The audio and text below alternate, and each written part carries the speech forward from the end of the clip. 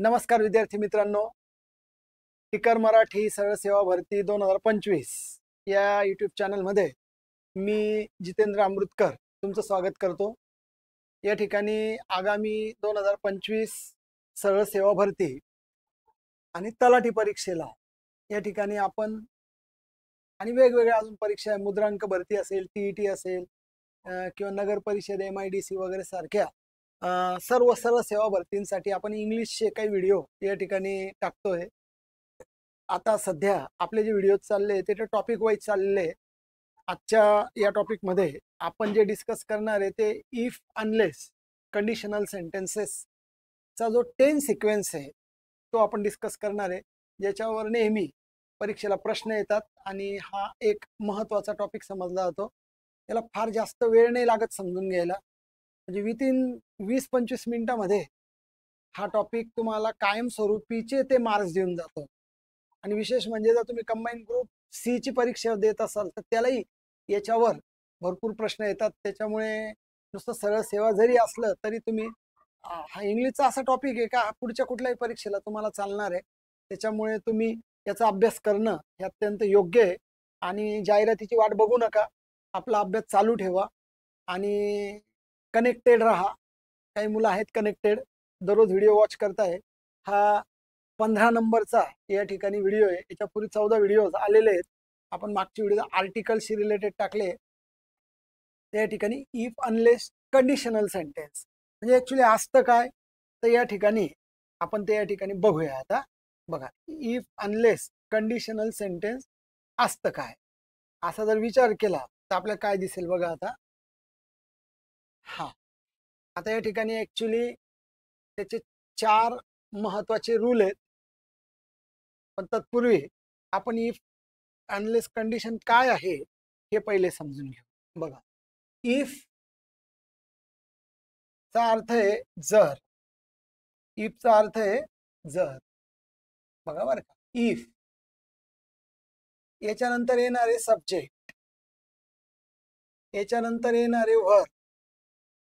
आता ही जी वर्ब आहे ना ही प्रेझेंट मध्ये असते, ज्याला आपण सिंपल प्रेझेंट म्हणूया। ही वर्ब असते पास्ट मध्ये जे सिंपल पास्ट आहे, आणि ही वर्ब असते पास्ट परफेक्ट मध्ये। बघा काय काय लिहिलंय, सिंपल प्रेझेंट, सिंपल पास्ट आणि पास्ट परफेक्ट अशा तीनही काळामध्ये वेगवेगळ्या पद्धतीने सब्जेक्ट इफ किंवा अनलेस, अनलेस पण यालाच ऑर करूया आपण। तर या दोन्ही कंजंक्शन्स नंतर हे दोन्ही कंजंक्शन्स आहे बघा, एक एक एक एक गोष्ट क्लिअर करा। त्याच्यानंतर सब्जेक्ट वर्ब आल्यानंतर सिंपल प्रेझेंट, सिंपल पास्ट आणि सिंपल फ्युचर अशा 3 वेगवेगळे त्या ठिकाणी टेन्स पहिल्या पार्ट मध्ये येणार आहे।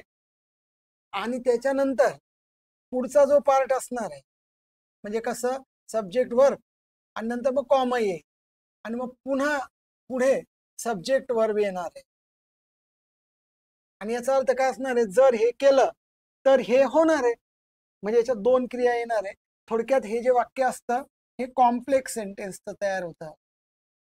हे वाक्य कॉम्प्लेक्स सेंटेन्स म्हणजे मिश्र वाक्य प्रकारचं तयार होतं, ठीक आहे, कारण ते कंजंक्शनचं काम करतं।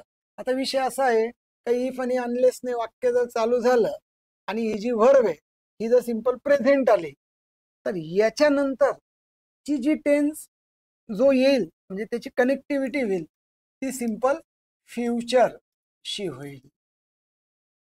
कसं ते आपण पुढच्या याच्यात पाहणार। या व्ह्यू मध्ये फक्त एक आयडिया लक्षात घेऊन घ्या की इफ आणि अनलेस हे जे कंडिशनल सेंटेन्सेस आहे, हे जे कंडिशनल सेंटेन्सेस आहे अटदर्शक वाक्य आहेत। अटदर्शक वाक्य आहे तर याची काय कंडिशन आहे म्हणजे याची काय पोझिशन आहे। तर सिंपल प्रेझेंटला सिंपल फ्युचर, सिंपल पास्ट आला तर हा जो सिंपल फ्युचर आहे जो शॅल किंवा विल प्लस V1 ने तयार होतो, तो इकडे येताना वुड प्लस V1 मध्ये कन्वर्ट होईल जर सिंपल पास्ट आला तर। मग ते कसं असतं वाक्य ते आपण पुढच्या कंडिशन मध्ये पाहणार आहे। त्याच्यानंतर जर पास्ट परफेक्ट आला तर याच्या बाजूला जो इकडच्या बाजूला जो काही 10 सिक्वेन्स असणार आहे तो वुड हॅव प्लस V3 असं असणार आहे. सो एका व्ह्यू मध्ये हा सगळा तुम्ही पार्ट व्यवस्थित समजून घ्याल. आता मी तुम्हाला एक एक एक एक पार्ट कडे नेईल आणि पुन्हा जर तुम्ही हा पार्ट पाहिला तर हे तुम्हाला असं चुटकीसरशी लक्षात येईल. आणि विथिन एवढाच जर तुम्ही चार्ट पाहिला, एका कागदावर लिहिला, तर तुम्हाला रिकॉल होईल, मेमोराईज होईल का ऍक्च्युली आपल्याला कशा पद्धतीने या ठिकाणी हा पार्ट करायचा आहे. ठीक आहे. तर बघा या पद्धतीने आता आपण पुढे जाऊयात. आता याच्यातल्या पहिली जी 10 सिक्वेन्स आहे तर ती पहिली 10 सिक्वेन्स कशी बघा, इफ किंवा अनलेसने सुरू होणाऱ्या कंडिशनल सेंटेन्स मध्ये, इफ किंवा अनलेसने सुरू होणाऱ्या कंडिशनल सेंटेन्सचे 4 इम्पॉर्टंट रूल्स आहे. पहिला रूल, आता रूल नंबर 1, इफ किंवा अनलेस. आता इफ आणि अनलेसच्या अर्थामध्ये काय फरक आहे बघा. इफचा अर्थ आहे जर आणि तर. जर अभ्यास केला तर पास होशील. आणि अनलेसचा अर्थ आहे, अनलेसचा अर्थ आहे जर नाही तर. म्हणजे अनलेस मध्ये नॉट हा इनबिल्ट आहे, म्हणजे त्याचा नकारार्थी अर्थ, जर अभ्यास केला नाही तर, जर नाही तर, म्हणजे या पद्धतीने अर्थ लागेल. आणि अनलेस मध्ये नॉट हा इनबिल्ट असल्याने जर अनलेसने वाक्य चालू झालं तर त्याच्यामध्ये नॉट घ्यायची गरज नाही. Unless you do not, unless he is not, असा नॉट घ्यायची गरज नाही, कारण त्याच्यातला नॉट हा इनबिल्ट आहे. जास्त करून जे प्रश्न येणार आहे तर इकडे फील करायला येतील, नाही तर मग इकडे फील करायला येतील. हा 10 सिक्वेन्स आहे. हा टॉपिक ग्रामरच्या दृष्टीने 10 सिक्वेन्स असा देखील समजला जातो. 10 सिक्वेन्स आहे. एका भागात असा टेन्स, एका भागात असा टेन्स. मग कशी 10 सिक्वेन्स आहे बघा. इफ आणि अनलेसने सुरू होणाऱ्या वाक्य भागात, त्या सुरुवातीच्या भागात जर सिंपल प्रेझेंट टेन्स असेल, उदाहरणार्थ इफ यू स्टडी हार्ड, हा इफ आहे, हा सब्जेक्ट आहे, ही वर्ब आहे, आणि ही वर्ब सिंपल प्रेझेंटचं सूत्र जर तुम्हाला माहित असेल तर तुम्हाला लक्षात येईल की V1 किंवा VS. हा जो VS आहे हा नेहमी थर्ड पर्सन सिंग्युलर करता वापरता. जसं या वाक्याचा करता इट आहे, इट म्हणजे हा थर्ड पर्सन सिंग्युलर झाला तर याला यस लावला. हा थर्ड पर्सन सिंग्युलर नाहीये, हा यस नाही लावायचा, म्हणजे V1 झाला, हा V1 झाला, हा VS झाला. मग सब्जेक्ट नंतर V1 VS यापैकी क्रियापद आलं तर सिंपल प्रेझेंट असतो. मग या भागात जर सिंपल प्रेझेंट आला कॉमाच्या पूर्वी, तर पुढील भागात म्हणजे कॉमाच्या नंतर, हा कॉमा म्हणजे मराठीमध्ये तर शब्द आहे, तर पुढच्या भागामध्ये सिंपल फ्युचर टेन्स अशी 10 सिक्वेन्स येते. आणि सिंपल फ्युचर टेन्सचं सूत्र आहे सब्जेक्ट प्लस शॅल किंवा विल प्लस V1. आणि हा जो शॅल आहे हा जनरली IV साठी वापरला जातो, आणि जे अदर्स इतर आहेत त्याच्यासाठी विल वापरला जातो. तर अशा पद्धतीने हा एक तुम्ही पार्ट लक्षात घ्यायचा. मग अशा पद्धतीची जी आता अजून एक लक्षात ठेवा, जर त्यांनी विचारलं की याच्यामधली जी कंडिशन आहे या वाक्यामधून जो मिनिंग एक्सप्रेस होतो तो कसा आहे, तर तो प्रॉबेबल आहे. अजून हा एक शब्द लक्षात ठेवायचा की सिंपल प्रेझेंट आणि सिंपल फ्युचर यांच्या 10 सिक्वेन्सने जो मिनिंग प्राप्त होतो, जी कंडिशन प्राप्त होते ती प्रॉबेबल पद्धतीची आहे. प्रॉबेबल म्हणजे संभव किंवा शक्य होणारी अट किंवा गोष्ट. याला काही परीक्षांमध्ये या प्रॉबेबलला लाईकली असा आपण शब्द वापरला आहे. तर ही कंडिशन कशी आहे, लाईकली कंडिशन आहे. लाईकली म्हणजे ती होऊ शकते, होण्याचा संभव आहे, कारण सिंपल प्रेझेंटला सिंपल फ्युचर आहे. वाक्य कसं येईल बघा, इफ यू स्टडी हार्ड, जर तुम्ही अभ्यास केला तर, म्हणजे जो अभ्यास करायचा अजून बाकी आहे जर समजा तो केला तर यू विल गेट सक्सेस. बघा इकडे सिंपल फ्युचर हे म्हणतोय मी, सिंपल प्रेझेंटला सिंपल फ्युचर. एक तर इकडे तुम्हाला गाळलेली जागा येईल किंवा इकडे जागा येईल, नाही तर इकडे तुम्हाला सिंपल प्रेझेंट देतील आणि इकडे वूड देतील, वूड म्हणजे जे चुकेल वाक्य. मग एक तर फिल इन द ब्लँकला येईल, नाही तर तुम्हाला करेक्ट फॉलोइंगला येईल, नाही तर स्पॉट द एररला येईल.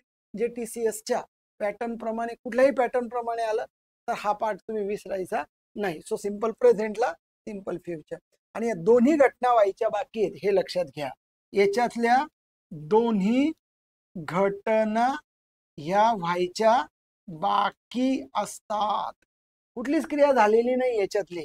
इफ यू स्टडी हार्ड, जर अभ्यास केला तर व्हायचं बाकी आहे. तुम्ही पास व्हाल हे तर अजून त्याच्यानंतर व्हायचं बाकी आहे. So both actions are not completed and they will complete in future time. पुढच्या टाइमात ते पूर्ण होणार आहेत. आता बघा, इफ इट रेन्स, पाऊस पडला तर एव्हरीवन विल बी हॅपी.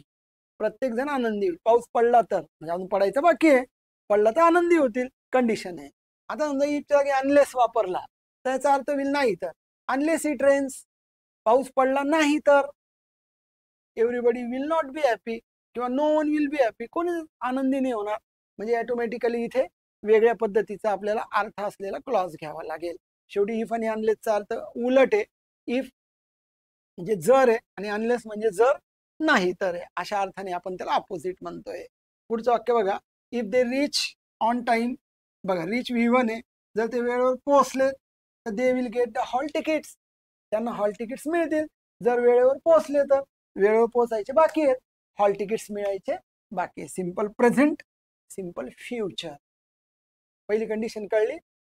पहिली टेन्स सिक्वेन्स आणि त्याच्यातून अर्थ होणारी कंडिशन प्रॉबेबल किंवा लाईकली. कुठल्याही प्रकारचा प्रश्न आला विद्यार्थी मित्रांनो, आज हा मार्क तुमचा फिक्सच व्हायला पाहिजे. ही एक गोष्ट तुम्हाला आता लक्षात घ्यायची आहे. Okay, clear. Second condition. आता याच्यामध्ये आपण जे पेज जोडलं होतं ते हे होतं बघा, सिंपल प्रेझेंटला सिंपल फ्युचर. आता हा एक पार्ट आपला कव्हर झाला. आता सिंपल पास्टला वुड प्लस V1 या सेकंड कंडिशन कडे आपण जातोय. चला, कशी सेकंड कंडिशन आहे बघा, काय बदलतंय आता एवढं लक्षात घ्या. बघा, इफ किंवा अनलेसने सुरू होणाऱ्या भागात जर सिंपल पास्ट आला म्हणजे क्रियापदाचा सेकंड फॉर्म आला तर पुढील भागात असंच पाहतोय की नाही. इकडे इफ जसं दिलंय बघा, इफ किंवा अनलेस. आपण इफचे जास्त वाक्य घेतो, इफचे जास्त येतात. इफ शी क्राईड लाऊडली, क्राईड म्हणजे V2 आहे. याचा अर्थ आहे जर ती जोरात, जर ती जोरात ओरडली म्हणजे पास्ट टेन्स आहे, ओरडली असती तर. तर म्हणजे कॉमा आहे. जर ती जोरात ओरडली असती तर, याचा अर्थ जोरात ओरडली आहे का, नाही, ओरडली असती तर. मग काय झालं असतं, वी वुड. बघा, हा वुड प्लस V1 वापरायचा आहे. म्हणजे काय कंडिशन आहे, इफ किंवा अनलेसने सुरू होणाऱ्या भागात सिंपल पास्ट V2 असेल तर पुढील भागात वुड किंवा कुड दोन्ही चालतात. दोन्ही एकाच वेळेला येत नाही, एक निवडायला. दोन्ही सारखेच आहे, त्याच्यामुळे वुड जास्त येण्याची शक्यता आहे. तर ही पास्ट मध्ये होऊ शकली असती अशी इम्प्रॉबेबल म्हणजेच असंभव, अशक्य, आता नाही भूतकाळात झाली असते. म्हणजे ही क्रिया भूतकाळात होऊ शकली असते, होऊ शकली असती, जी आता मात्र काही शक्य नाहीये. ही इम्प्रॉबेबल कंडिशन आहे. यालाच अनलाइकली कंडिशन पण म्हणता येतं. काय म्हणता येईल, अनलाइकली म्हणजे आता होण्याचे काही चान्सेस संभव नाहीये. कसं, अजून एक वाक्य बघा, if they ran fast. Ran past tense आहे बघा. जर ते जोरात धावले असते, धावले असते तर. मग धावले का, धावले असते तर काय झालं असतं, they would reach on time. ते वेळेवर पोहोचू शकले असते. जर जोरात धावले असते वेळेवर पोहोचू शकले असते. जोरात धावलेले नाहीये, वेळेवर पोहोचू शकलेले नाहीये. पुढे, if the boy studied hard.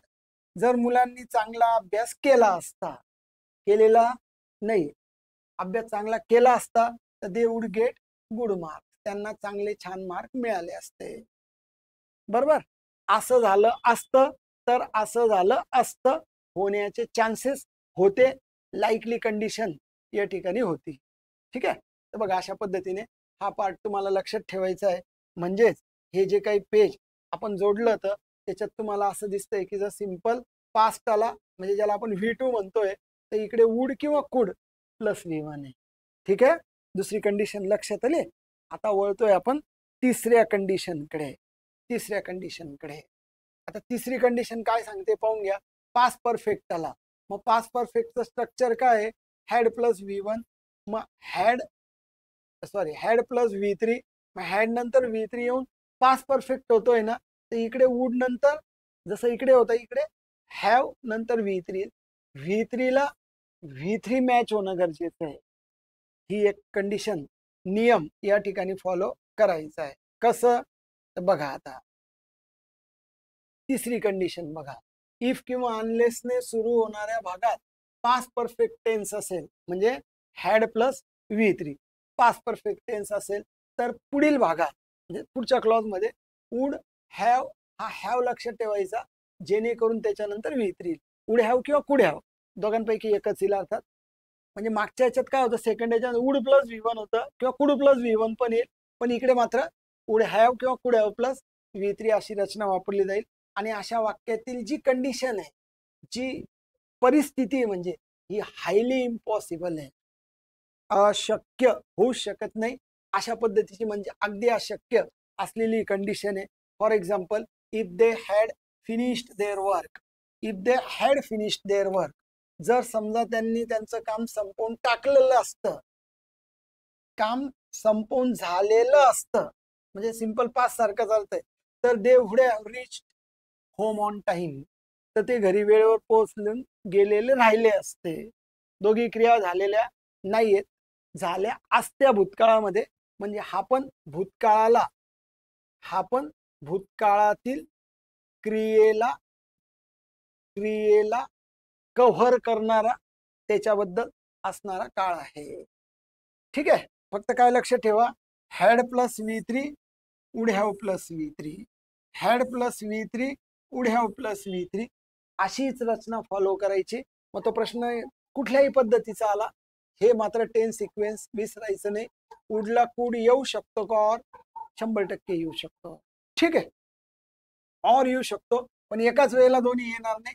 याच्या बदल्यात हा येईल, हा नसताना हा येईल, त्याच्यामुळे दोन्ही येण्याची शक्यता एकाच वेळेला नाहीये. If I had paid the bill, अर्थ कसा लागतो बघा, जर मी बिल्स पे केलेले राहिले असते तर आय वुड हॅव गॉट, तर मला मिळालेलं राहिलं असतं. If he had taken the right step, त्याने योग्य पाऊल उचललेलं राहिलं असतं, he would have saved the situation, परिस्थिती त्याने वाचवून घेतलेली असते, पण त्याचं पाऊल त्याने व्यवस्थित उचललेलं नाहीये. कदाचित असं त्यावेळेला झालं असेल, तर ते वाक्य या ठिकाणी टाकलेलं आहे. इफची तिसरी कंडिशन साधारणपणे तुम्हाला लक्षात आली असेल. तर या ठिकाणाचं हे जे पेज आहे, जे आपण आता टार्गेट करतोय पुन्हा पुन्हा, तर या पेजमध्ये तिसरी कंडिशन पूर्ण होते. पास्ट परफेक्ट म्हणजे हॅड प्लस V3 असेल, तर या ठिकाणी कुड हॅव किंवा कुड हॅव प्लस, इथे कुड पण आपण ऑर करू शकतो, इथे पण आपण कुड ऑर करू शकतो, पण वुडची जास्त शक्यता म्हणून आपण त्याला प्राधान्य देतोय. इथली कंडिशन आहे प्रॉबेबल, इथली कंडिशन आहे इम्प्रॉबेबल, लाईकली, अनलाईकली, इथली कंडिशन आहे हायली इम्पॉसिबल. चौथी काय आहे, जी इथे पण नाही आता आहे कोणती, तर ती तुम्हाला आता ऐकायला इंटरेस्ट आहे, उत्सुकता आहे. बघूया चौथी आणि महत्वाची असलेली कंडिशन, हे सगळ्यात महत्वाचं आहे अर्थात. तर प्रत्येक गोष्ट या ठिकाणी सांगितली गेलेली ही बारकाव्याने या ठिकाणी लक्षात घ्यायची आहे. आणि तुम्हाला लेक्चर आवडत असेल, या गोष्टी सगळ्या व्यवस्थित तुम्हाला वाटतंय, तर ते लाईक करा त्या व्हिडिओला, चॅनल सबस्क्राईब केलं नसेल तर करून टाका. आणि महत्वाचं म्हणजे टेलिग्राम चॅनल आहे, तर त्या ठिकाणी त्याला जॉईन करा, जेणेकरून येणाऱ्या पुढच्या ज्या काही नोटिफिकेशन्स आहे हे आपल्याला प्राप्त होतील. आपल्या इंग्लिशच्या जे काही लेक्चर्सची वेळ आहे ती 8 वाजेची रात्रीची, तर आवर्जून या ठिकाणी लेक्चर्सला हजर राहत चला. आणि या सगळ्या गोष्टी एका वहीवर लिहून टाका. अत्यंत महत्वाचा हा कंडिशनल सेंटेन्सचा 10 सिक्वेन्सचा पार्ट आहे, जो आपण या ठिकाणी डिस्कस करतोय. आता आपण चौथ्या आणि शेवटच्या भागाकडे आपण या ठिकाणी जाऊया. बघा, मग या ठिकाणी चौथ्या आणि शेवटच्या 10 सिक्वेन्स मध्ये आपल्याला काय दिसून येत आहे बघा. आता या ठिकाणी इफ किंवा अनलेसने सुरू होणाऱ्या भागात जर सिंपल प्रेझेंट टेन्स असेल, पहिल्या कंडिशन सारखा सिंपल प्रेझेंट असेल व यातून व्यक्त होणारी घटना ही सायंटिफिक युनिव्हर्सल ट्रूथ असेल, असं पहिल्या कंडिशन मध्ये नव्हतं. ते इफ यू रन फास्ट, हे काय त्रिकाला बाधित नव्हतं, हे त्रिकाला बाधित आहे, युनिव्हर्सल आहे. तर पुढील भागात देखील सिंपल प्रेझेंट टेन्स येतो, म्हणजे दोन्ही काळांमध्ये सिंपल प्रेझेंट सिंपल प्रेझेंट असतो. म्हणजे कशी टेन्स सिक्वेन्स होते, simple present plus simple present या पद्धतीची टेन्स सिक्वेन्स आहे. कारण की हे युनिव्हर्सल किंवा सायंटिफिक ट्रूथ आहे. हे एक नीट लक्षात. तर वाक्य कसं दिसतं बघा. If you boil, boil V1 आहे बघा. इफ यू बॉईल वॉटर, जर तुम्ही पाण्याला तापवलं, उकळवलं, जे उकळायचं बाकी आहे अर्थात, उकळवलं समजा, तर इट टर्न्स. बघा ही शीट नंतर व्हर्बला यस लागतोय, कारण की वाक्याचा सब्जेक्ट थर्ड पर्सन सिंग्युलर असला तर सिंपल प्रेझेंट टेन्स मध्ये यस लागतो. So it turns into vapour. Vapour म्हणजे बाष्प. मग त्याचं रूपांतर बाष्पामध्ये होतं. होईल नाही, होतच. 100% होतं का? हो. पहिल्या याच्यामध्ये ना लाईकली कंडिशन होती, म्हणजे होण्याचा संभव होता, शक्यता होती. इथे शक्यता नाही, इथे गॅरंटी. गॅरंटी का? हो, इथे गॅरंटी आहे. म्हणून या कंडिशन, अशा वाक्यातली जी कंडिशन समजली जाते ही फिक्स, म्हणजे होणारीच कंडिशन आहे असं समजलं जातं. हिला झिरो कंडिशन म्हणतात. या कंडिशनला झिरो कंडिशन म्हणतात. म्हणजे फिक्स्ड, होणारीच, होऊ शकते वगैरे असं काही नाही. उदाहरणार्थ, इफ यू हीट आईस. बघा, जर तुम्ही आईस म्हणजे बर्फ, जर तुम्ही बर्फाला हीट केलं, त्याला उष्णता दिली, it melts, it turns, melts, gets. Yes yes yes. कारण हे सगळे जे सब्जेक्ट आपण पुढे घेतोय ते थर्ड पर्सन सिंग्युलर आहे. परत एकदा बघा, इफ इट रेन, जर पाऊस पडला, the grass gets wet. Wet म्हणजे काय बरं? टाका कमेंट बॉक्स मध्ये या वेटचा काय अर्थ आहे. या वेटचा अर्थ काय बघा, वाट पाहणे वगैरे असं आहे का काय? मला सांगा. वेट हा वाट पाहण्याचा नाहीये. या वेटचा अर्थ आहे ओले. जर पाऊस पडला तर पाते जे आहेत, म्हणजे गवत, गवताचे पाते, तर ते ओले होतात. पाण्याने ओले होणार आहे. 100% 100% होणार आहे, होतातच. या पद्धतीची ही झिरो आणि 100% होणारी कंडिशन आहे. सो सिंपल प्रेझेंटला आपण पहिल्या याच्यामध्ये सिंपल फ्युचर पाहिलंय. आता सिंपल प्रेझेंटला आपण सिंपल प्रेझेंटच पाहतोय. इथे लक्षात बघा, या तिन्ही आणि नंतरची ही चौथी. पहिल्या तीन बेसिक आहे आणि थोडीशी अटके, इंटरेस्टेड आहे. या पद्धतीने ही असलेली चौथी कंडिशन या ठिकाणी जर तुम्ही लक्षात घेतली तर इफ आणि अनलेसच्या कंडिशनल सेंटेन्सशी रिलेटेड कुठलाही प्रश्न आला तर तो 100% तुमचा कव्हर होईल. आणि हाच उद्देश ठेवून आपण हे लेक्चर कव्हर करतोय. आता मी काही वाक्य देतोय तुम्हाला, त्या वाक्यातून ती कंडिशन वॉच करा आणि नंतर मग जेव्हा आपण पुन्हा एकदा PYQ डिस्कस करणार आहे, संभाव्य प्रश्न कव्हर करणार आहे, त्याच्यामध्ये मी इफ आणि अनलेसवर पुन्हा प्रश्न टाकेल. तेव्हा मग पुन्हा एकदा त्याचं रिव्हिजन त्या ठिकाणी तुम्हाला होईल. हे असं सगळं आपण करतच राहणार आहे सातत्याने. फक्त तुम्ही व्हिडिओ वॉच करत राहा, पॉइंट्स बाजूला काढत राहा. परीक्षेची वाट पाहू नका. परीक्षा 100% येणार आहे. अभ्यास चालू ठेवा, सोबत राहा आणि या ठिकाणी हे सगळं अभ्यास एकदम व्यवस्थित स्टेप बाय स्टेप करा. कुठल्याही प्रकारची घाई करू नका. अजून माहितीसाठी किंवा अजून तुम्हाला वाटतं की कधी बॅच वगैरे येईल का टिकर मराठीच्या चॅनलवर किंवा त्या ॲपवर, तर 100% येणार आहे. कसं काय कळेल?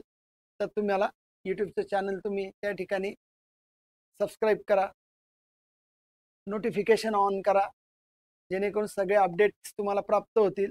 नक्कीच आपण तुमच्यासाठी तलाठी भरती आणि सरळ सेवेला भरतीला एक्झॅक्ट ओरिएंटेशन देऊन भरपूर चांगले चांगले पॉइंट्स, चांगले चांगले प्रश्न, चांगल्या चांगल्या गोष्टी, महत्त्वाचा सिलेबस तुमच्याशी डिस्कस करणार आहे. सगळं जे जे सरळ सेवेमध्ये येतं ते मराठी पण, इंग्लिश पण, मॅथ्स, रिझनिंग, GS GK, 5 वेगवेगळ्या फॅकल्टींची टीम आहे जी अत्यंत या ठिकाणी अनुभवी आहे, अभ्यासू आहे. वेगवेगळ्या क्लासेसला आम्ही टीचिंग करत असलेले शिक्षक आपल्याला लाभलेले आहे. सो एकदम योग्य वेळ आहे की तुम्ही अभ्यास चालू करून द्या. विद्यार्थी मित्रांनो, वाट कुठलीच पाहू नका. तर याच्याशी रिलेटेड काही वाक्य कसे असू शकतात बघा. हा, हे एक वाक्य बघा, इफ इट रेन्स. आता पाहिलं आपण, द ग्राउंड्स गेट्स वेट. कशी कंडिशन झाली? कशी कंडिशन झाली ही? झिरो. हे पण मला सांगत चला, कशी कंडिशन आहे? Zero fixed. सेकंड बघा, इफ यू हिट इज हेच आता म्हणजे आपण रिव्हिजन करतोय आता. झिरो किंवा फिक्स हे युनिव्हर्सल, हे युनिव्हर्सल कंडिशन मध्ये आले. झिरो कंडिशन आहे, युनिव्हर्सल आहे, झिरो असं म्हटलं तरी चालेल, फिक्स्ड कंडिशन आहे. ठीक आहे है ना. बघा रिव्हिजन करून घ्या, आता हे मागचं सगळं रिवाइज करतोय. इफ यू स्टडी, इथे पण हिट आहे, इथे पण स्टडी आहे, पण ही युनिव्हर्सल ट्रूथ नाही, हे होण्याचा संभव आहे. जर तुम्ही अभ्यास केला तर तुम्ही पास व्हाल परीक्षा, हा होण्याचा संभव आहे, हे प्रॉबेबल आहे, हे शक्य आहे, हे होतच. इफ शी वेअर, वेअर आला का नाही, आता शी नंतर वेअर कसं काय येऊ शकतोय, हे हायपोथेटिकल. एक थोडं लक्षात घ्या, आता आहे सिंपल पास्ट पण हे हायपोथेटिकल आहे, हे काल्पनिक आहे. मग इफ शी वेअर टॉलर, जर ती उंच असती तर, असती तर असं इमॅजिन केलं, आहे का ती उंच असती तर, शी कुड रीच द टॉप शेल्फ, कुड किंवा वुड, पोहोचू शकली असती, म्हणजे त्याची ॲबिलिटी म्हणून तो कुड वापरलाय, कुड पण चालला असता.